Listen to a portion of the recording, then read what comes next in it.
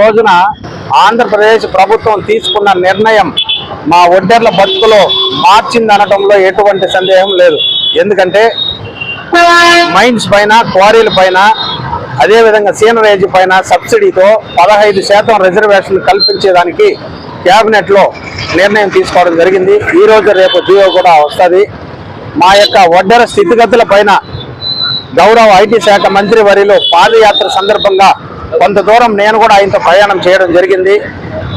ఆయన మా ఒడ్డెర్ల పైన పూర్తి అవగాహన ఉంది. మా యొక్క స్థితిగతుల్ని దగ్గరుండి చూసినారు. అందుకే మన ప్రభుత్వం అధికారంలోకి వచ్చిన వెంటనే సరి అయిన నిర్ణయం తీసుకొని మీ ఒడ్డెర్ల బతుకులు బాగుపడే విధంగా ఏదైతే ఉందో దాన్ని ముందుకు తీసుకొస్తామని కూడా ఆయన ఆ రోజు హామీ ఇవ్వడం జరిగింది. అదేవిధంగానే గౌరవ డిప్యూటీ సీఎం గారు పవన్ కళ్యాణ్ గారు ఎలక్షన్కు ముందే వివిధ సందర్భాల్లో పబ్లిక్ మీటింగ్లో కూడా ఒడ్డెర్ల బతుకులు చాలా తీవ్ర స్థాయిలో ఉన్నాయి. మనం తప్పకుండా అధికారంలోకి వచ్చిన వెంటనే వాళ్ళకి ఏదో ఒకటి చేసి వాళ్ళని ఆదుకోవాలని గౌరవ ముఖ్యమంత్రి వర్యుల దృష్టికి తీసుకోవడం జరిగింది. దానికి సానుకూలంగా మన ముఖ్యమంత్రి వర్యులు శ్రీ నారా చంద్రబాబు నాయుడు గారు కూడా తప్పకుండా మనం అధికారంలోకి వచ్చిన వెంటనే ఒడ్డెర్లకు సముచిత స్థానం కల్పిస్తామని ఆయన చాలాసార్లు హామీ ఇవ్వడం జరిగింది.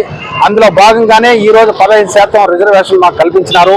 అదేవిధంగా మాకు రాబోయే కాలంలో కూడా ఎస్టీ హక్కుని సాధించుకుంటాము. ఈ కూటమి ప్రభుత్వంలోనే మాకు పూర్తి న్యాయం జరుగుతుంది. 100% మేము లబ్ధి పొందుతామని కూడా నేను ఆశాభావం వ్యక్తం చేస్తున్నాను.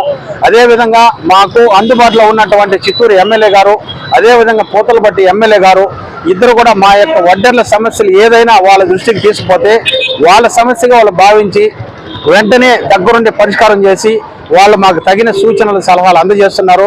వారికి కూడా మేము ఈ సందర్భంగా ధన్యవాదాలు తెలుపుకుంటున్నాము.